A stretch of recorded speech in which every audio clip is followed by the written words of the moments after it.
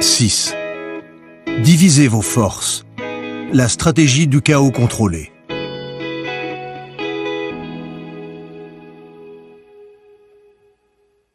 Rapidité et faculté d'adaptation sont des compétences cruciales pour mener une guerre. Pour vaincre, il faut être capable de se déplacer avec souplesse et de prendre ses décisions plus vite que l'ennemi. Mais à l'heure actuelle, ce n'est pas évident à mettre en œuvre.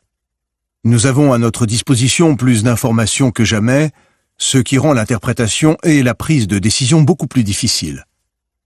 Nous avons davantage de personnes à diriger, celles-ci sont bien souvent éparpillées un peu partout, et nous devons faire face à plus d'incertitudes. Appuyez-vous sur l'exemple de Napoléon, le plus grand stratège de l'histoire militaire. Sans une organisation souple, pas de rapidité, ni d'adaptabilité. Divisez vos forces en groupes indépendants qui agissent et prennent des décisions de manière autonome. Ainsi, rien ne pourra arrêter vos hommes. Une fois qu'ils ont compris la mission qui leur est demandée, vous pouvez leur faire confiance. Un désordre calculé. En 1800, lorsque Napoléon battit l'Autriche à Marengo, il prit le contrôle de l'Italie du Nord et força les Autrichiens à signer un traité qui reconnaissait les avancées territoriales de la France, ici comme en Belgique. Les 5 années suivantes furent pacifiques, mais c'était un équilibre fragile. Napoléon se couronna empereur de France, et de nombreux grands d'Europe soupçonnaient ce petit parvenu corse de n'avoir point de limite.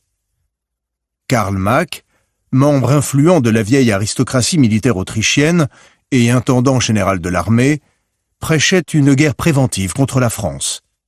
Selon lui, l'Autriche devait se doter d'une armée suffisamment importante pour s'assurer la victoire.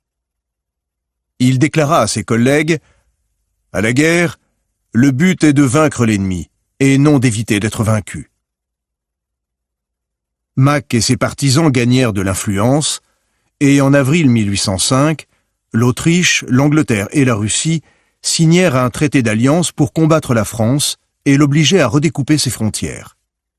Cet été-là, ils échafaudèrent un plan.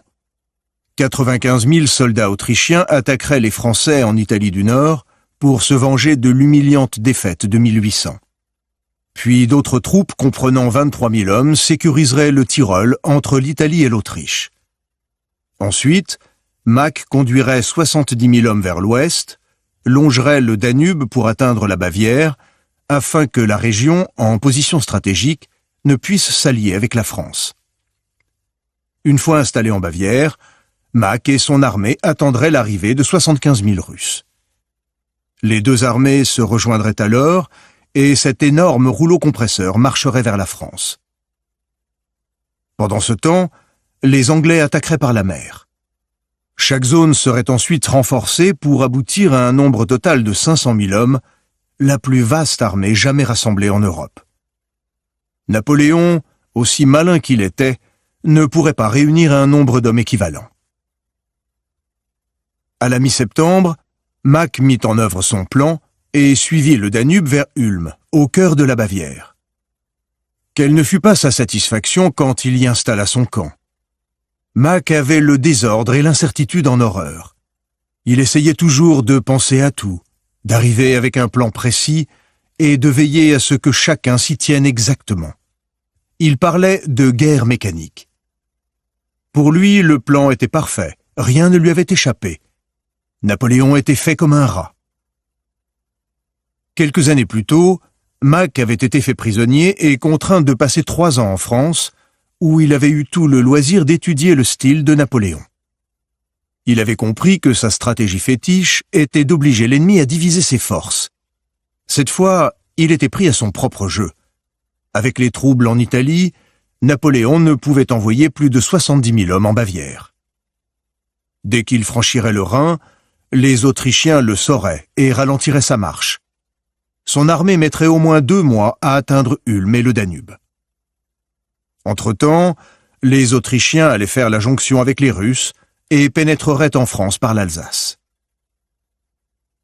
Mack avait rarement été aussi sûr de lui. Il savourait d'avance le plaisir qu'il aurait à piéger Napoléon, cet homme qu'il haïssait de toutes ses forces, tant pour ce qu'il était que pour ce qu'il représentait. Une armée indisciplinée, une révolution dans toute l'Europe, une menace permanente. Mack pensait que les Russes ne pourraient pas arriver à Ulm avant un moment. Cependant, dès la fin du mois de septembre, il sentit que quelque chose n'allait pas. À l'ouest d'Ulm s'étendait la forêt noire, entre son camp et la frontière française. Brusquement, des éclaireurs lui annoncèrent qu'une armée française traversait la forêt dans sa direction. Mack n'en revenait pas. Il était évident que Napoléon allait franchir le Rhin et passer en Allemagne beaucoup plus au nord. Il y rencontrerait beaucoup moins d'obstacles et serait quasiment impossible à arrêter. Une fois de plus, il se comportait de manière totalement inattendue, conduisant son armée sur les chemins de la forêt noire, droit vers Mack. Même si ce n'était qu'une feinte, ce dernier devait absolument défendre sa position.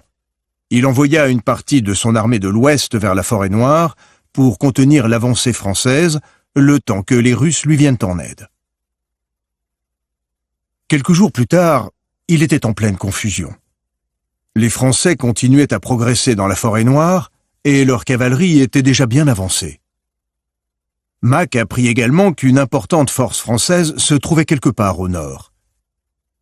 Les rapports étaient contradictoires. Certains disaient que l'armée était à Stuttgart, à une centaine de kilomètres au nord-ouest d'Ulm. D'autres rapportaient qu'elle était plus à l'est, plus au nord ou plus proche, vers le Danube. Mack n'avait aucune information précise, puisque la cavalerie française qui avait traversé la forêt noire bloquait tout accès vers le nord. Le général autrichien était dans la pire des situations, il ne savait pas. Cela l'empêchait de penser clairement. Il finit par ordonner le retour de toutes ses troupes à Ulm, d'où il concentrerait ses forces. Peut-être Napoléon voulait-il s'y battre. Au moins, Mack aurait une force équivalente à la sienne. Au début du mois d'octobre, les éclaireurs autrichiens surent enfin ce qui se passait réellement. C'était un véritable cauchemar. L'armée française avait traversé le Danube à l'est d'Ulm, bloquant ainsi Mack s'il avait voulu retourner en Autriche, et empêchant le passage des Russes. Une autre armée s'était implantée dans le sud, l'empêchant de passer en Italie. Comment 70 000 soldats pouvaient-ils être aussi dispersés et aussi mobiles? Gagné par la panique, Mack envoya des éclaireurs dans toutes les directions. Le 11 octobre, ses hommes mirent le doigt sur une faille au nord-est. Les forces françaises y étaient très peu nombreuses. Là, Mack pourrait forcer le passage, briser le siège. Il se prépara à se mettre en marche. Mais 2 jours plus tard, alors qu'il allait donner le signal du départ, ses éclaireurs lui rapportèrent qu'une grosse armée française était apparue dans la nuit, bloquant ainsi la route vers le nord-est. Le 20 octobre, apprenant que les Russes avaient décidé de ne pas venir à son secours, Mack se rendit. Plus de 60 000 soldats autrichiens furent faits prisonniers, sans qu'une goutte de sang ne soit versée. Ce fut l'une des victoires les moins sanglantes de l'histoire. Au cours des mois suivants, l'armée napoléonienne obliqua à l'est pour faire face aux Russes et à quelques Autrichiens, culminant avec une splendide victoire à Austerlitz. Pendant ce temps, Mack dépérissait dans une prison autrichienne, condamné à 2 ans d'emprisonnement pour cette lamentable défaite. Il s'y tortura le cerveau. Certains dirent même qu'il y laissa la raison. Où avait-il fauté? Comment une telle armée avait-elle pu surgir de nulle part à l'est et l'engloutir ainsi? Il n'avait jamais rien vu de pareil et passa le restant de ses jours à essayer de comprendre. Interprétation. On ne peut juger le général Mack trop durement, car les armées françaises qui l'affrontèrent à l'automne 1805 représentaient une véritable révolution dans l'histoire militaire. Depuis des milliers d'années, on se battait de la même façon. Un commandant conduisait une grande armée unie contre un adversaire plus ou moins équivalent. Jamais il ne la divisait en petites unités, car cela revenait à violer le sacro-saint principe selon lequel les forces devaient rester concentrées. En outre, des groupes dispersés étaient plus difficiles à surveiller. On en aurait perdu trop facilement le contrôle durant la bataille. Napoléon bouscula toutes ces convenances. Pendant les années de paix, entre 1800 et 1805, il réorganisa l'armée française, rassemblant différentes forces pour former la Grande Armée, qui comptait 210 000 hommes. Il la divisa en plusieurs corps, chacun doté de sa cavalerie, de son infanterie, de son artillerie, etc., et chacun conduit par un maréchal, souvent un jeune officier qui avait déjà fait ses preuves. Chaque unité, qui comptait entre 15 000 et 30 000 hommes, constituait une armée miniature, conduite par un Napoléon miniature. L'avantage de ce système était la rapidité avec laquelle chaque groupe se déplaçait. Napoléon confiait des missions aux maréchaux, puis les laissait les accomplir par eux-mêmes. On ne perdait pas de temps à transmettre les ordres, et de petites unités moins chargées étaient beaucoup plus rapides. Au lieu d'une seule armée se déplaçant en ligne droite, Napoléon dispersait et rassemblait sans cesse ses hommes, ce qui déstabilisait complètement l'ennemi. Ce fut le monstre que le général Mack eut à affronter en septembre 1805.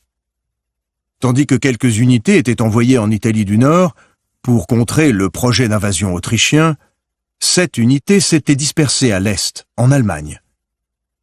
Une force de réserve, et notamment une cavalerie, fut envoyée dans la forêt noire, attirant Mack vers l'ouest, le mettant ainsi dans une situation telle qu'il ne comprenait plus ce qui se passait au nord, et devenait donc une proie facile. Napoléon avait compris la psychologie de Mack et savait que cette apparence de désordre et d'incohérence le paralyserait. Entre-temps, partant de Stuttgart, 7 unités tournèrent au sud vers le Danube pour barrer toutes les issues encore ouvertes à Mack. Un jeune maréchal, apprenant qu'un passage au nord-est n'était pas défendu, n'attendit pas les ordres de Napoléon et parvint à renforcer cette faille. Où qu'il aille, Mack se heurtait à une unité suffisamment importante pour le bloquer, tandis que le reste de l'armée resserrait le cercle, telle une meute de coyotes autour d'un lapin. L'avenir appartient à ceux qui savent se faire souples, rapides et imprévisibles. Un leader a tendance à vouloir tout contrôler, à coordonner le moindre mouvement. Cela ne fait que le rattacher au passé et à des stratégies désuètes, beaucoup trop lentes. Il faut une grande force de caractère pour laisser place au chaos et à l'incertitude, pour lâcher un peu la bride. En décentralisant l'armée et en la divisant en équipes, vous gagnerez en mobilité ce que vous perdez en contrôle. Et la mobilité, c'est le meilleur multiplicateur de force qui soit. Cela vous permet de disperser ou de rassembler votre armée, d'avoir des schémas stratégiques complexes au lieu d'avancer en ligne droite. Vous désorientez l'adversaire, ce qui lui fait perdre beaucoup de temps. Donnez aux différents corps une mission claire, qui a sa place dans votre stratégie globale, puis laissez-les la mener à bien comme ils l'entendent.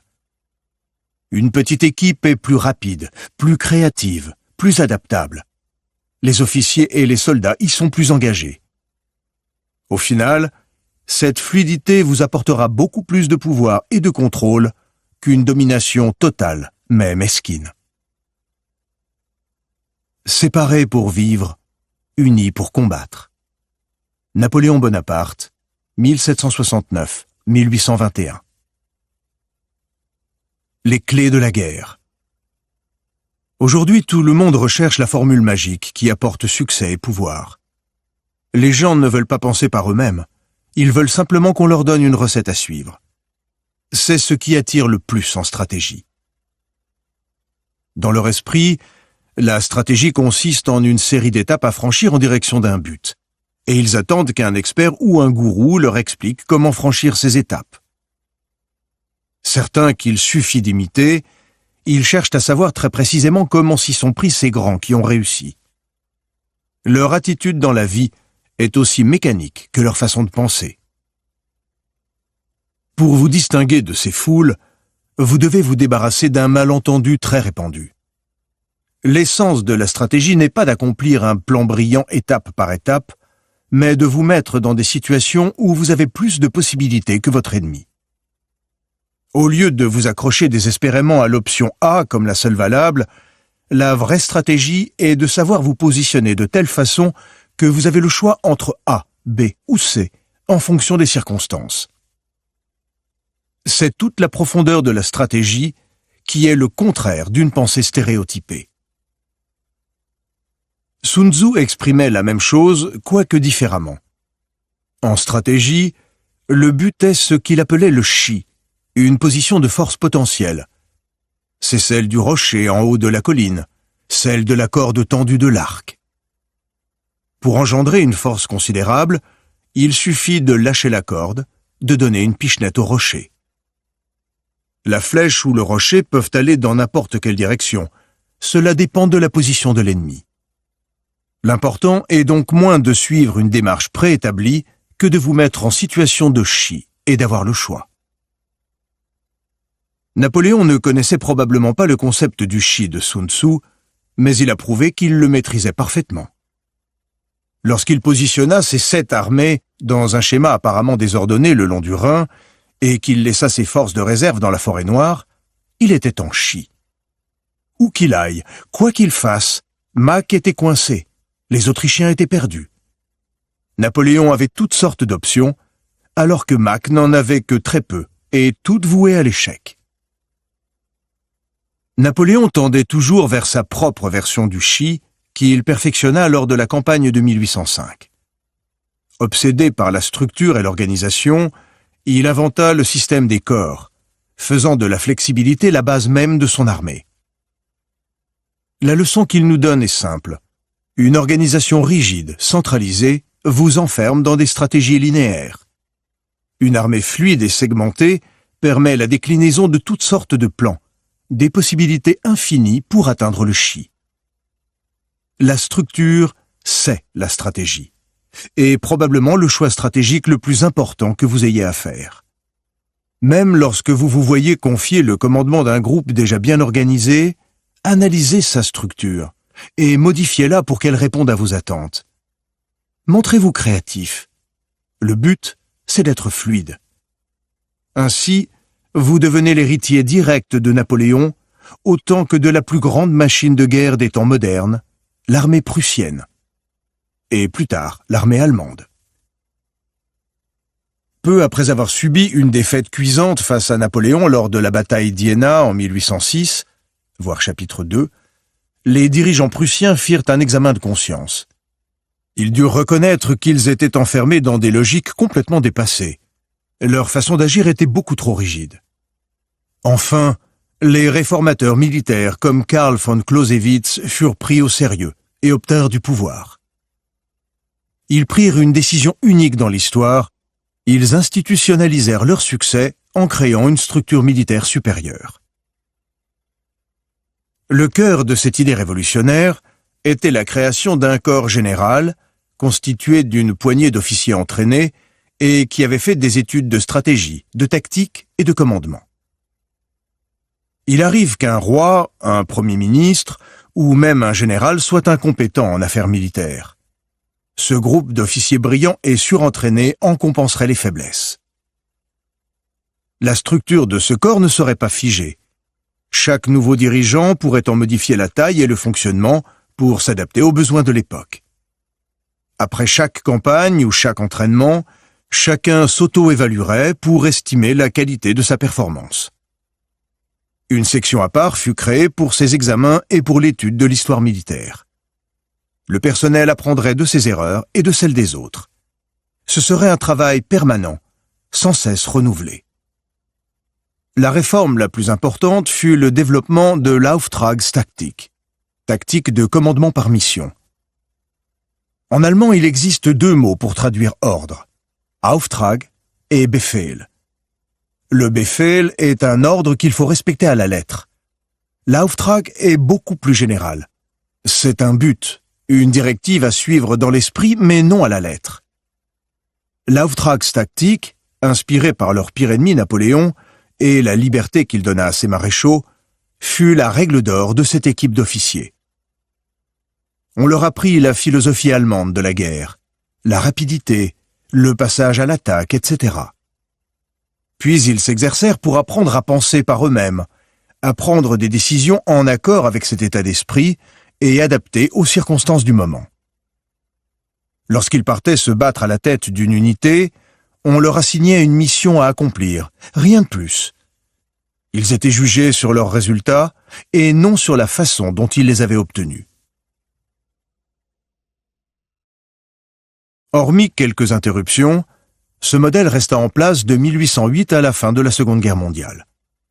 Durant cette période, les Allemands volèrent de victoire en victoire, notamment contre les Alliés lors de la Première Guerre mondiale et malgré les désastres de la guerre de tranchées.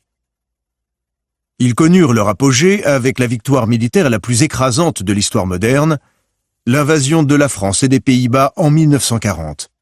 Cette Blitzkrieg, guerre éclair, où l'armée allemande encercla les défenses françaises immobiles. La structure de leur armée, ainsi que l'usage de l'Auftragstaktik, leur donnèrent de nombreuses options et une force potentielle largement supérieure. Cela devrait être le modèle de n'importe quel groupe se voulant mobile et bon stratège. La structure de l'équipe en elle-même était fluide, permettant aux dirigeants de l'adapter à leurs besoins. Elle était également en révision permanente, pouvant ainsi évoluer en fonction des leçons apprises. En outre, toute l'armée suivait la même transformation. Les officiers entraînaient les officiers subalternes et ainsi de suite. La plus petite unité baignait dans la même philosophie que le reste du groupe. Enfin, plutôt que des ordres rigides, ils préféraient donner des directives, l'Auftragstaktik. En incitant les officiers et les soldats à s'impliquer et à se montrer créatifs, cette tactique décuplait leurs capacités ainsi que leur rapidité décisionnelle. La mobilité était un élément constitutif du système. La clé de l'Auftragstaktik est l'esprit de groupe. Elle se construit autour d'une cause commune ou de la certitude que l'ennemi est fondamentalement mauvais. Elle détermine aussi la forme de guerre, défensive, mobile, très agressive, la mieux adaptée aux circonstances. Il vous faut rassembler le groupe autour de la même conviction. Puis, par des entraînements et des exercices forçant la créativité, vous renforcez cette conviction qui finit par devenir le ciment du groupe. Et lorsque les unités partent en mission, vous pouvez alors avoir pleinement confiance en elles, autant que dans votre capacité à les coordonner. Les hordes mongoles conduites par Gengis Khan lors de la première moitié du XIIIe siècle étaient peut-être les précurseurs des unités napoléoniennes. Gengis, qui croyait profondément en la supériorité des Mongols, était un maître de la mobilité dans l'art de la guerre. Ses forces, segmentées en petites unités, se dispersaient puis se concentraient en schémas compliqués. Les armées qui les affrontaient étaient déstabilisées par ce désordre et incapables de savoir d'où pourrait venir l'attaque, tandis que les armées de Gengis se battaient avec une coordination admirable. Les soldats mongols savaient exactement, sans qu'on le leur dise, ce qu'il fallait faire et quand il fallait le faire. On les croyait possédés par le diable. Telle était la seule explication que pouvaient y trouver leurs victimes. Pourtant, cette coordination meurtrière était le fruit d'un entraînement très rigoureux. En temps de paix, chaque hiver, Gengis partait pour la Grande Chasse, une opération de 3 mois qui dispersait toute l'armée mongole sur une longue ligne de 130 km dans les steppes d'Asie centrale et dans ce qui est aujourd'hui la Mongolie. À des centaines de kilomètres de là, un drapeau fiché dans le sol marquait la fin de la chasse. La ligne avançait, chassant devant elle tous les animaux qui se trouvaient sur son passage. Progressivement, dans un ballet d'une chorégraphie complexe, les extrémités de la ligne se recourbaient pour former un cercle et en piéger les animaux à l'intérieur. Le drapeau marquait le centre du cercle. Le cercle se resserrait et l'on tuait les animaux. Les plus dangereux, les tigres, étaient gardés pour la fin. Cette grande chasse exerçait la capacité des Mongols à communiquer à distance par signaux, à coordonner précisément leurs mouvements, à s'adapter aux circonstances du terrain et à agir sans attendre d'ordre. Leur courage même était mis à l'épreuve, car on leur permettait d'affronter les tigres. Par la chasse, par une sorte de jeu, Gengis leur faisait appliquer sa philosophie faisait croître la solidarité et la confiance entre ces hommes et renforçait leur discipline. Pour unifier vos troupes, il vous faut trouver des exercices qui raffermissent leur confiance et les poussent à mieux se connaître. Vous verrez alors vos hommes développer une communication implicite ainsi qu'une fine intuition de la décision à prendre. Vous ne perdrez plus de temps en transmission interminable de messages ou d'ordres, ni en surveillance rapprochée du champ de bataille. Et tant mieux si ces exercices, à l'instar de la grande chasse, peuvent être pris comme un jeu. Au cours des années 1940 et 1950, deux grandes équipes de baseball s'affrontèrent. Les Red Sox de Boston, rassemblés autour de Ted Williams, et les Yankees de New York avec leur grand batteur, Joe DiMaggio. Le propriétaire des Red Sox, Tom Yockey, se faisait une obligation de pouponner ses joueurs, de leur offrir un cadre de vie agréable et de renforcer leurs liens d'amitié. Une équipe heureuse jouait nécessairement mieux selon lui. Pour cela, il allait boire avec ses hommes, jouait aux cartes avec eux, les installait dans de beaux hôtels. Il se piquait aussi de management, veillant à améliorer en permanence le quotidien de ses joueurs. Chez les Yankees, ce n'était pas exactement la même chose. Discipline et victoire étaient leurs maîtres mots. Il ne fallait pas tout mélanger. Les joueurs séparaient les affaires du reste. Ils savaient qu'ils seraient jugés sur leurs résultats. Le manager était libre de ses choix. Les Yankees jouaient pour maintenir l'équipe à la hauteur de sa réputation. Rien ne les effrayait plus que la défaite. Durant ces 2 décennies, les joueurs des Red Sox se disputèrent entre eux, formèrent des clans. Ils gênaient au moindre revers. Ils ne gagnèrent qu'un seul fanion. Les Yankees étaient solidaires et motivés. Ils gagnèrent 13 fanions et 10 Coupes du Monde. La leçon à en tirer est simple. Ne confondez pas une atmosphère plaisante et cosy avec la cohésion qui fait l'esprit d'équipe. Rien de tel que de chouchouter ces hommes et de faire comme si nous étions tous égaux pour ruiner la discipline et favoriser les clans. La victoire forgera des liens autrement plus forts que ceux d'une amitié de surface tissée dans l'alcool et la débauche. La victoire vient de la discipline, de l'entraînement et de l'exigence. Il vous faut enfin structurer le groupe en fonction des forces et des faiblesses de vos hommes, ainsi qu'en fonction de leur appartenance sociale. Pour cela, vous devrez être à leur écoute et les comprendre, mais aussi comprendre le monde dans lequel ils évoluent.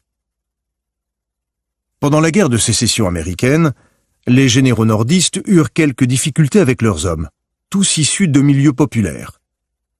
Contrairement aux troupes disciplinées et bien entraînées de la Confédération, beaucoup de soldats du Nord avaient été enrôlés de force. C'étaient des pionniers, des hommes rudes, fiers, libres. Certains généraux essayèrent désespérément de leur inculquer quelques bases élémentaires de discipline, mais la majorité s'y cassa les dents. D'autres se concentrèrent plutôt sur la stratégie cartographique, tandis que leurs armées persistaient à obtenir de lamentables résultats. Le général William Tecumseh Sherman proposa quelque chose de différent. Il changea l'organisation de son armée pour l'adapter aux personnalités de ses hommes. Il fit une armée plus démocratique, encouragea l'initiative chez ses officiers, les laissant se vêtir comme ils le souhaitaient. Il assouplit la discipline formelle au bénéfice du moral et de l'esprit de groupe.